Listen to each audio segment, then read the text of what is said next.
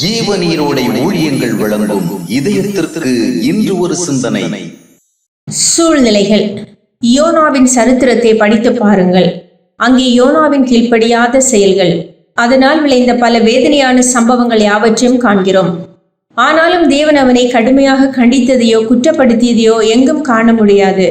அதற்கு மாறாக அவனை ஒரு சரியான பாதையில் கொண்டு வரவும் தம்முடைய உணர்வுகளை அவன் புரிந்து கொள்ளவும் செய்த பல முயற்சிகளையும் காண்கிறோம். யோனாவுக்கு முன்பாக சிக்கலான சூழ்நிலைகள் வைக்கப்பட்டன. அங்கே அவன் நிதானம் இழந்து குழம்பி விடுகிறான். அந்த குழப்பத்தின் விளைவாக தவறான முடிவுகளை எடுக்க உந்தப்படுகிறான். மற்றபடி தேவனுக்கு எதிராக செயல்படுவதோ முரட்டாட்டம் பண்ண வேண்டும் என்பதோ அவனுடைய மனதில் இருக்கவில்லை. சிக்கலான சூழ்நிலைகள் அவனை குற்றவாளியாக மாற்றியது.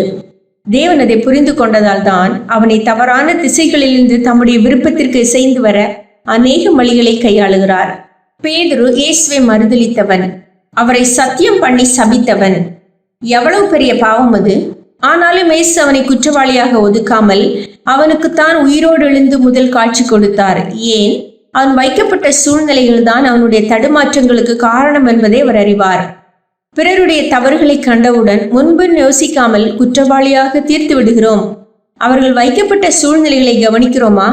ஒருவேளை நாம் அந்த நிலையில் வைக்கப்பட்டிருந்தால் எப்படி நடந்திருப்போம் என்று யோசிக்கிறோமா? பிறருடைய வாழ்க்கையில் ஏதாவது நிகழும் போது அந்த நிகழ்வுகளின் தோற்றத்தை பார்த்து உடனேயே அவர்களை பெரும் பாவிகளாக எண்ணி ஒதுக்கிவிடக் கூடாது.